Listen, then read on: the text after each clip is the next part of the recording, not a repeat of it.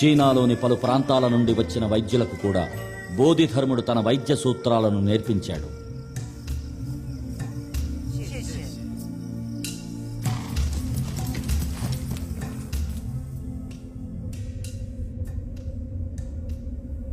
వ్యాధి బారి నుండి కోలుకున్న ఆ గ్రామం మరో ప్రమాదాన్ని ఎదుర్కోవలసి వచ్చింది. అది మానవ రూపంలో ఉన్న మృగం.